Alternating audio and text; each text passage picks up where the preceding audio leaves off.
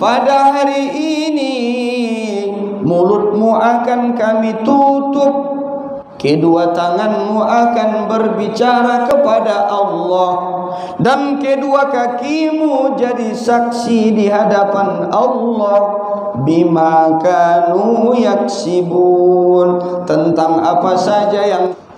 Bismillahirrahmanirrahim. Assalamualaikum warahmatullahi wabarakatuh.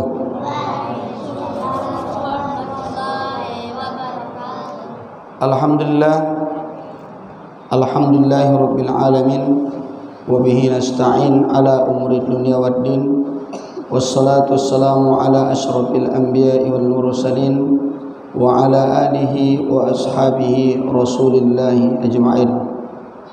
Alhamdulillahilladzi ahyana ba'dama amatana wa ilaihin nusur.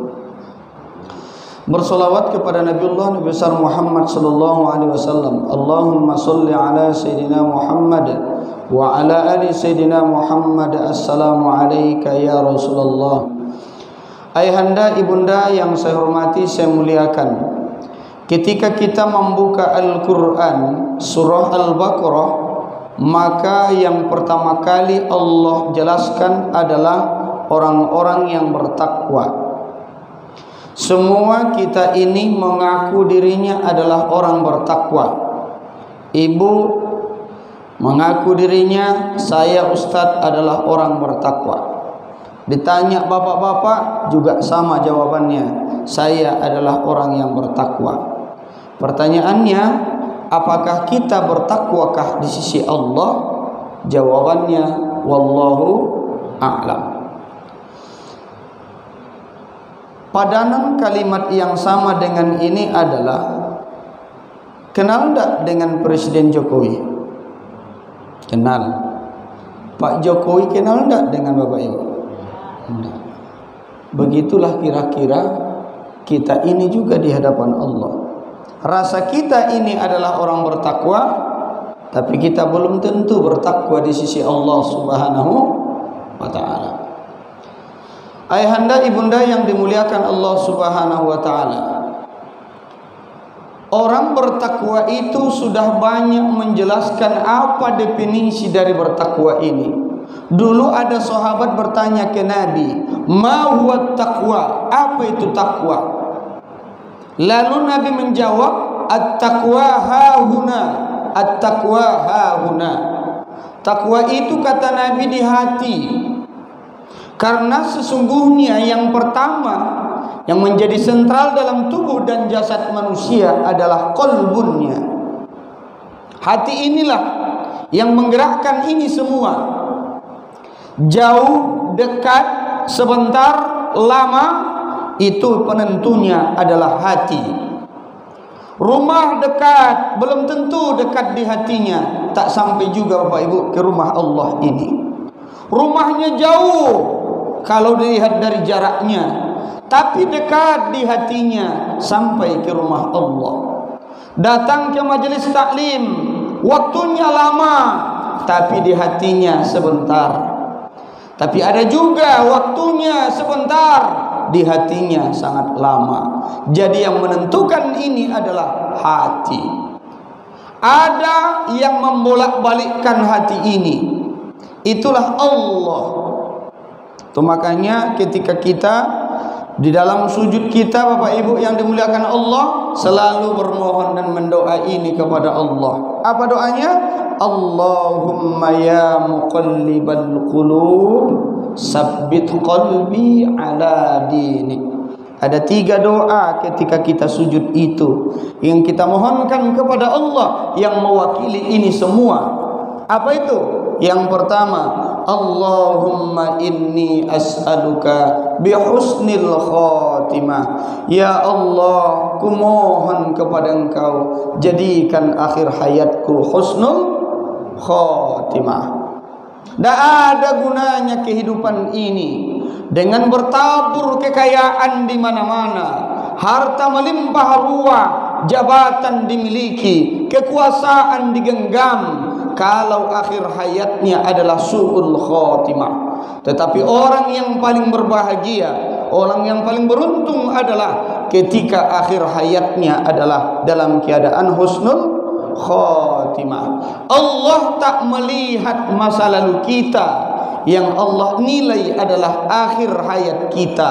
Saya ulang, Allah tidak melihat masa lalu kita, yang Allah nilai adalah akhir hayat kita. Masa lalu tinggallah dia berlalu, tutuplah dia dengan bertaubat kepada Allah, buka lembaran baru dan mohonkan kepada Allah akhir hayatnya adalah dalam keadaan husnul khatimah. Satu. Yang kedua yang dimohonkan kepada Allah adalah masalah iman. Masalah iman ini diberikan kita oleh Allah iman, dan diberikan kita waktu bertaubat. Apa mintanya? Allahumma rzuqni taubatan nasuha qabla al-maut. Ya Allah, berikan aku kesempatan. Kesempatan apa? Taubatan nasuha. Kapan? Sebelum mati. Allahumma rzuqni taubatan nasuha qabla al-maut. Ya Allah, berikan aku kesempatan untuk bertaubat, taubatan nasuha, sebelum mati. Kenapa? Karena banyak orang di luar sana belum sempat bertaubat, meninggal dunia. Karena kematian itu tidak menunggu taubat dulu, Bapak Ibu. Tidak menunggu taubat dulu. Kalau sudah waktunya berangkat, berangkat. Siap tidak siap, berangkat. Suka tidak suka, wajib berangkat menghadap Allah Subhanahu wa ta'ala. Yang ketiga adalah tentang hati tadi. Allahumma ya muqallibal qulub, duhai Tuhanku yang membolak-balikkan hati, sabbit qalbi, tetapkanlah hatiku, istiqomahkan hatiku ya Allah, ala dinika, selalu dalam agamamu. Karena banyak Bapak Ibu yang dimuliakan Allah di luar sana, dia adalah orang yang beragama, tapi akhir hayatnya hilang semua. Na'udzubillahi min zalik. Jadi iman takwa itu kata Nabi adalah hahuna, di hati. Ini penggeraknya semua. Mau hujan, mau panas, kalau hatinya terpaut dengan masjid, datang ke masjid. Mau dibolehkan, dilarang masjid dibuka, hatinya tertaut dengan masjid, datang. Tutup masjid dari depan, masuk dari belakang. Itu hebatnya kekuatan hati ini, Bapak Ibu. Bapak Ibu, kekuatan hati ini jangan disepelekan, karena penggeraknya ini. Kalau sudah cinta mati dengan Al-Quran, lihatlah orang-orang Al-Quran itu, dibacanya Al-Quran itu. Tapi kalau tidak cinta dengan Al-Quran itu, baru ditengoknya ta'awus, tak berapa kali menguapnya. Orang-orang yang kuatkan hatinya, hati inilah yang membuat kekuatan, Bapak Ibu. Bukan tenaga yang dimiliki, tapi hati ini. Dulu para sahabat Nabi bertempur dengan orang-orang yang kafir. Lihat, jumlah mereka sedikit, peralatannya ala kadarnya. Coba lihat musuhnya, jumlahnya banyak, peralatannya lengkap. Tapi apa yang tertanam di hati mereka adalah kekuatan hati. Bapak Ibu, ayahanda, ibunda yang dimuliakan Allah Subhanahu wa ta'ala. Lalu kemudian ada dulu sahabat Nabi sekaligus menjadi murid Nabi, namanya adalah Abu Hurairah. Kalau orang belajar hadis, ini selalu ada namanya Abu Hurairah, an Abi Hurairah radhiyallahu an. Nama aslinya siapa dia? Abdurrahman bin Sakhar al-Azdi. Ini adalah murid Nabi, sahabat Nabi. Kehidupannya sungguh luar biasa, sangat sederhana. Di mana tinggalnya? Dia tinggal di depan Masjid Nabawi. Jadi Masjid Nabawi yang asli itu, Bapak Ibu, adalah hari ini disebut dengan Raudhah. Raudhah itulah masjid asli yang dibangun oleh Rasulullah sallallahu alaihi wasallam.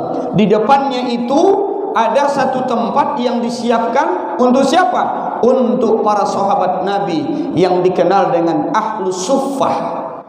Ahlus Suffah ini bahasa di kitanya adalah orang-orang yang sangat sederhana.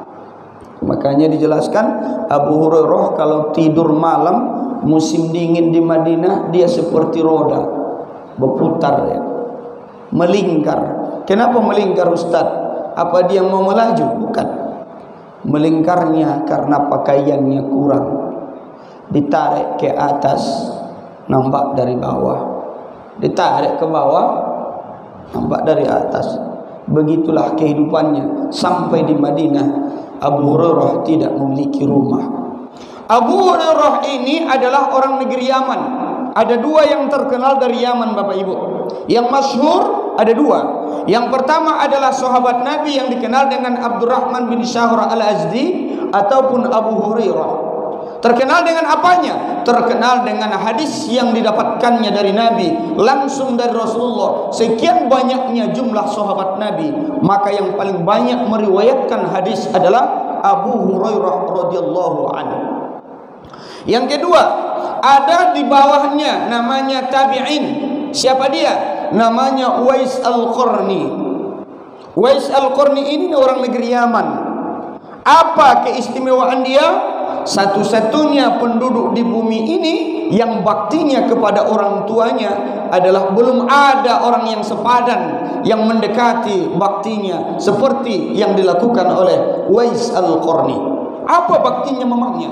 Baktinya ini Bapak Ibu yang dimuliakan Allah, inilah satu-satunya manusia penduduk di bumi ini tidak dikenal di bumi tapi terkenal di langit. Kenapa? Karena bakti dia kepada ibundanya. Dia Bapak Ibu, Uwais Al-Qarni ini jangankan menyuapkan nasi untuk maknya. Mohon maaf.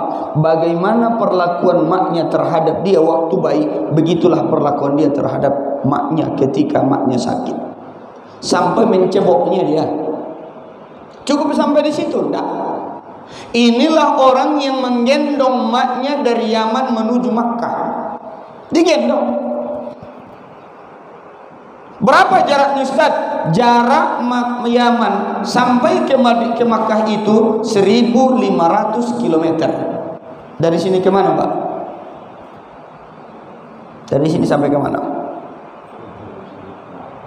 Siang malam perjalanannya, pagi petang, tak peduli dia panas terik matahari, tak peduli dia, digendong namanya. Waktu maknya bertanya, mana kendaraan kita nak mau berangkat ini? Dia pun memegang tangannya lalu meletakkannya ke pundaknya. Ini kendaraanmu, mak. Berangkat dari Yaman menuju Makkatul Mukarramah. Jangan dipikirkan bahwa perjalanan dari Uwais Al-Qarni ini seperti perjalanan di Indonesia. Indonesia, lihat pohonnya banyak, rindang, hutannya lebat, luas. Kalau Yaman sampai ke Makkah, padang pasir yang luas, panas terik matahari. Sampai di Makkah, selesai tawaf, selesai semua ibadah haji, balik ke negeri Yaman. Sudah berapa kilo? 3.000 kilometer dia menggendong maknya. Dari sini ke mana tuh? Tak sekalipun dia mengeluh. Dilihat kakinya penuh dengan darah dan luka. Kenapa? Perjalanan yang begitu jauh yang ditempuhnya. Maknya pun tidak berumur panjang. Akhirnya maknya pun meninggal dunia setelah itu. Dia pun tidak berumur panjang juga. Dia pun meninggal dunia. Tapi dia diistimewakan Allah di dunia ini, apatah lagi di akhirat. Apa keistimewaannya? Ternyata yang menyelenggarakan fardu kifayahnya Uwais Al-Qarni adalah bukan manusia. Ketika tersiar berita bahwa Uwais Al-Qarni meninggal dunia, mereka mendatangi, ingin memandikan jenazahnya, mengkafaninya, menyolatkannya dan menguburkannya. Apa kata mereka saat itu? Ini orang yang datang sebanyak ini dari mana ini? Rasanya udah pernah kita lihat orang ini. Siapa dia? Saling bertanya. Apa katanya? Mereka ini bukanlah manusia, tetapi al-malaikah, para malaikat yang menyelenggarakan fardu kifayahnya Uwais Al-Qarni. Ketika dia sampai dulu ke negeri Yaman, orang pun berdatangan selalu untuk memuja-muji dia. Hebat engkau Uwais Al-Qarni, telah kugendong makmu dari sini sampai ke Makkah, balik dari Makkah ke tempat ini. Kau hebat, kau hebat, kau hebat. Lihat jawaban Uwais Al-Qarni. Kugendong makku dari sini sampai ke Makkah, kutunaikan semuanya pelaksanaan ibadah haji, lalu balik lagi ke negeri ini. Itu pun belum bisa untuk membalas setetes darah yang keluar dari tubuh makku ketika dia melahirkanku. Uwais Al-Qarni. Tak ada satupun doa yang dipanjatkannya di depan Ka'bah untuk dirinya. Semua doa yang dimintakannya kepada Allah adalah Allahumma ghafir li ummi ya Rabb. Duhai Tuhanku, ampuni dosa makku ini ya Allah. Dia pun menggendong maknya, berputar mengelilingi Ka'bah. Doa dia adalah, ya Allah, ampuni, maafkan makku ini. Ampuni dosa makku ini ya Allah. Sampai maknya bertanya ketika itu, duhai anandaku, sejak dari awal kita tadi bertawaf mengelilingi Ka'bah ini dari Hajarul Aswad berakhir di Hajarul Aswad, tak sekalipun engkau berdoa dan memohon untuk dirimu, tapi kau mohon kepada Allah adalah tentang diriku. Apa jawaban Uwais Al-Qarni? Mak, jika mak mendapatkan ampunan dan juga kemaafan dari Allah dan masuk surga, maklah yang akan memasukkan ke dalam surga. Inilah bakti daripada Uwais Al-Qarni. Itu makanya Bapak Ibu yang dimuliakan Allah, dalam hadis Nabi, salah satu negeri di penduduk bumi ini yang paling lembut hatinya adalah orang Yaman. Dan dia dipuji oleh Allah dan Rasulnya. Apa pujiannya? Dengan membuat satu nama, sudut Ka'bah itu adalah Rukun Yamani. Apa namanya Bapak Ibu? Rukun Yamani. Makanya perlakuan di Rukun Yamani berbeda dengan Rukun Hajarul Aswad. Sampai kita nanti di Rukun Yamani, Bismillah, Allahu Akbar, kita melambai dan meletakkan tangan ke dada. Apa pesan dan filosofinya? Sungguh yang kita minta di situ adalah supaya dilembutkan hati ini seperti lembutnya hati orang Yaman. Bapak Ibu, ayahanda, ibunda yang dimuliakan Allah Subhanahu wa taala. Apa kata Al-Qur'an dalam surah Yasin 65 Ibu? Al-yawma nakhtimu ala afwahihim wa tukallimuna aydihim wa tashhadu arjuluhum bima kanu yaksibun. Ulangi ayatnya. Al-yawma nakhtimu ala afwahihim wa tukallimuna aydihim wa tashhadu arjuluhum bima kanu yaksibun. Pada hari ini mulutmu akan kami tutup, kedua tanganmu akan berbicara kepada Allah, dan kedua kakimu jadi saksi di hadapan Allah bima kanu yaksibun, tentang apa saja yang kau lakukan di dunia ini. Saksi. Makanya duduk kita ini pun semua jadi saksi di hadapan Allah, Bapak Ibu. Orang-orang yang bisa menghidupkan salat berjamaah di subuh itu adalah orang istimewa dan orang pilihan Allah. Kenapa? Penuh keberkahan. Itu makanya di subuh itu banyakkan bernapas, Bapak Ibu. Kenapa? Barokah, udaranya barokah. Dijawab oleh para ulama, kenapa subuh itu harus banyak kita bernapas dan penuh keberkahan? Oh, jawabannya ternyata subuh itu, Bapak Ibu, belum tercemar dengan napasnya orang munafik. Belum ada campurnya dengan napasnya orang munafik. Salat yang paling berat untuk orang munafik berapa? 2. Salat apa? Isya, subuh. Subuh dengan isya mana paling berat? Subuh. Tuh makanya subuh itu istimewa. Orang yang bisa mendirikannya dengan berjamaah, orang-orang pilihan Allah, tidak sembarang. Bisa dilihat di luar sana, penuh di mana Bapak Ibu? Penuh di dalam apa di luar? Di luar ya. Di luar penuhnya di mana? Tempat tidurnya. Apalagi cuaca begini, oh, tarik selimut selesai. Bapak Ibu, ayahanda ibunda yang dimuliakan Allah Subhanahu wa taala. Saking saking sukanya Allah ke hambanya, diujinya menangis kita. Sepertiga akhir malam itu menangis. Kita menangis, Allah senyum. Begitu menghadapi apa ini? Menjawab ini semua, Bapak Ibu. Jadi kadang Allah bercanda, awak serius. Yang masalah itu Allah serius, kita bercanda. Itu baru cilaka namanya itu. Bapak Ibu yang saya hormati, saya muliakan.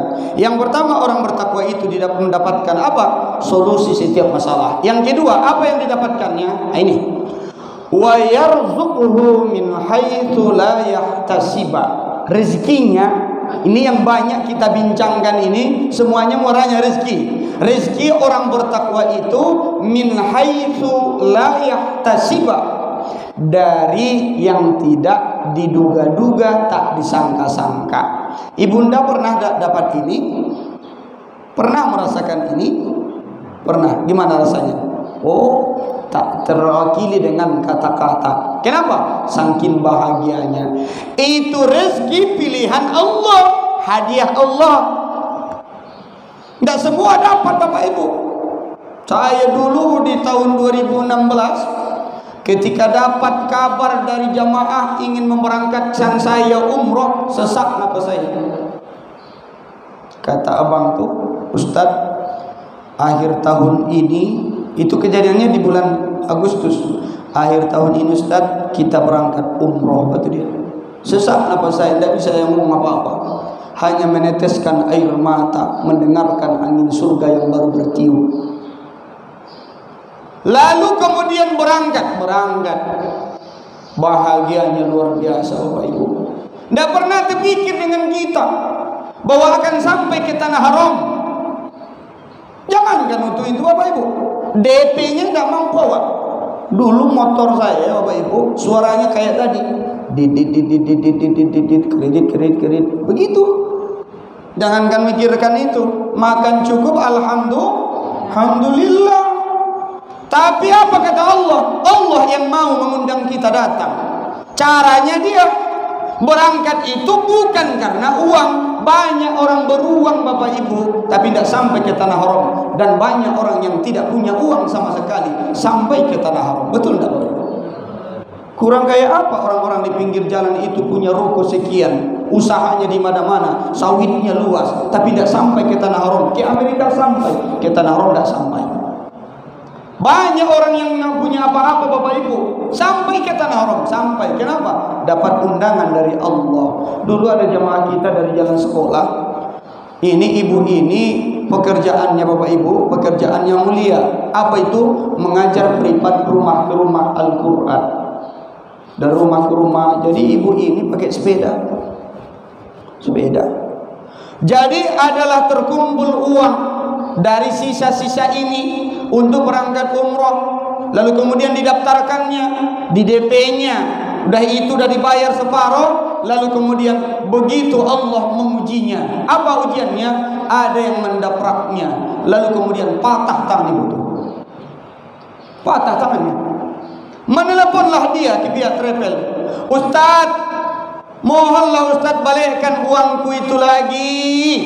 Kenapa bu? Kata pihak travel, itu Ustaz, tak ada uangku lagi, ingin berobat, tanganku sudah patah, kemarin jatuh ditabrak orang dari sepeda, jatuh patah tanganku Ustaz, tak ada uang untuk berobat untuk itu. Allahu ya karim. Coba, begitu gigihnya dia. Itu hari Jumat Bapak Ibu kejadiannya, saya ada di situ waktu itu. Lalu pihak travel pun menelepon, ada seorang kaya di kota Pekanbaru ini. Ditelepon, Bu, ada jamaah kita begini kisahnya. Apa kata ibu tuh? Ustaz, saya mohon, ini adalah amanah, rahasiakan Ustaz katanya. Mohon itu uang, kembalikan saja uangnya, dan aku yang memberangkatkan dia, aku bayar lunas. Syaratnya kata dia, jangan beritahu dia dan jangan pertemukan aku dengan dia. Kata ibu itu, berangkat. Uang dibalikkan, berobat tangan yang patah tadi sembuh, dia berangkat umroh, tidak tahu dia dari mana uangnya.